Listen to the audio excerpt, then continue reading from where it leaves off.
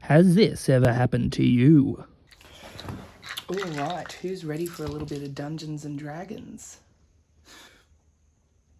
Oh, that's right, I live alone. Or this? So you're gonna want to roll for initiative. Are we gonna have sex or not? Well, get ready for a new experience. DnD, connecting you with players around the world.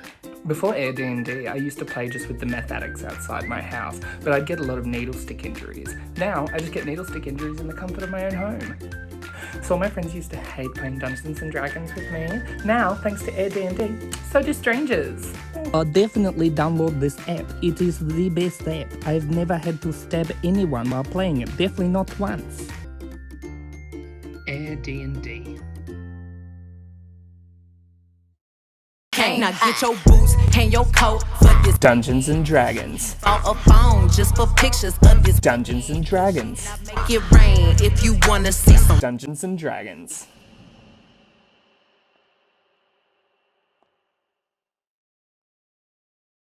DnDnD for Slutz was filmed in front of a live studio audience.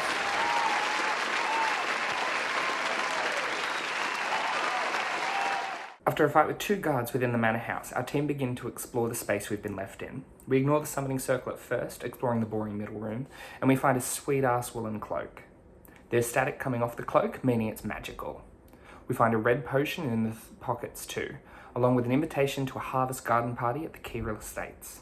The Kirill family is a long line of respected high elves who've married into the royal family in Ariton. We're playing it very cautiously as we explore, especially around rugs. They ask you how you are, you just have to say that you're fine when you're not really fine, but you just can't get into it because they would never understand. Despite our concerns, the bearskin rug isn't in any way particularly special. We find a chest and use the wand to detect magic and discover it has the same magic as the cold-ass key we found in the previous session. We use the cold-ass key on the cold-ass chest and unlock it to find a very fancy ruby necklace, 3 healing potions, and some boots with the fur. Exploring the next chest, Juno gets jabbed and takes poison damage. Great, say goodnight. There you go, there you go. Say goodnight. Okay. Oh, no. We find another small necklace, and it looks like 2 hands clasped together. Kai-san examines the note on the table and sees shipping manifests and trade routes, which refer to a merchant named Maurice. Or Morris. I can't remember. Maurice moonlighted as an antiques thief. The routes suggest they've been to eastern Edenor, the far north end of Faria near the Ice Spire Peaks, and had one stop in Vedna. He was the person Odin was tasked to protect before Judius betrayed him. Maurice was an antiques thief. There's a note at the bottom of the form saying the Grey Whisperer is getting frustrated with the lack of progress. Odin seems to have had his Weet-Bix this morning as he gleefully fucks up the summoning circle, piling up shelves on top of it. Everyone just sort of watches on, concerned.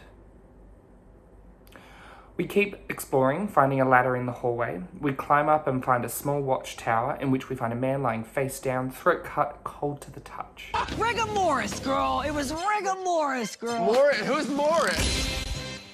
Rigor Mortis. Is it Rigor Mortis?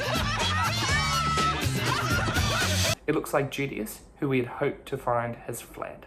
We sneak through the cellar, but stop for a super quick nap. During the night, we discovered that the boots with the fur help us tolerate the cold, and that the coke of billowing billows dramatically. I'm a bitch, I'm a boss, I'm a bitch and a boss, I'ma shine like gloss. We also discover we have an item called the Quiver of Ilona, which I didn't reference earlier because apparently I didn't take notes. So if anyone has any clue whether this is something we got before this session or it's a very recent addition, please forward all comments to 555-555-3. When we return to the surface, we get a thumbs up from the barwoman who is happy with our work. We try to get more information about the garden party we found the invite for, as we believe it may have been an easy lead to find Judius Betroy. But all we learn is that Gracie, a shopkeeper in Everton City, needs a good fuck. We also hear about some beasts causing havoc up north and smell a quest. But we leave that for the minute to go shopping.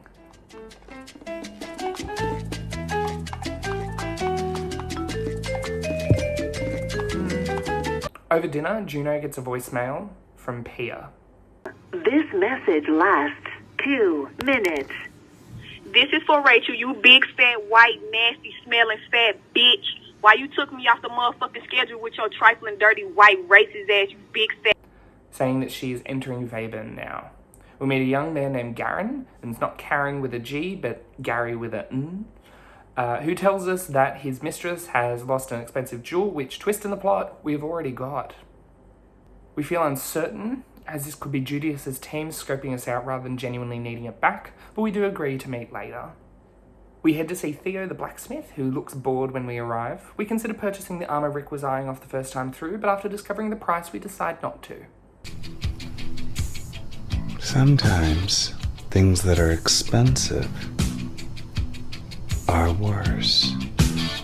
Wow. Kai-san attempts to set up Theo and Gracie. It does not work. I don't need friends. They disappoint me. We head to Gracie's magic shop called the Fair Quill. You could stop at 5 or 6 stores, or just one. It smells like incense. A thin, bespectacled elven woman named Gracie walks out. I've only had Gracie for a day and a half, but if anything happened to him, I would kill everyone in this room and then myself. She gives us some healing potions, and a potion which lets us breathe fire. We also buy narcotics. Drugs. We try selling several items, bartering with Gracie, and suddenly remembering the items we picked up on our journey can be sold for goods and services. We go back to the pub and give the lesbian bar owner the wine and whiskey, and go back to the blacksmith Theo and put some stuff down for a deposit on some shields he's going to make over the next 3 weeks. We go to meet Gary with an N, not Karen with a G, and agree to get the necklace for his mistress, which again, we've already got, which we will exchange for invites to the garden party and money. We make the swap successfully the next day. However, as we make the exchange, we get a funny feeling Garen is not acting his age and he is not as young as he looks. And I'm 30. I'm not 56, and I haven't had any work done.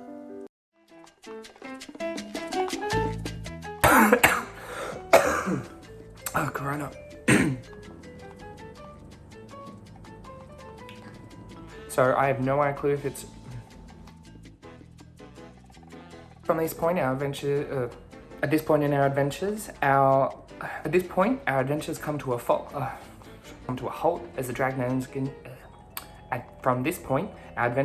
halt as the Dragnanigans go shopping.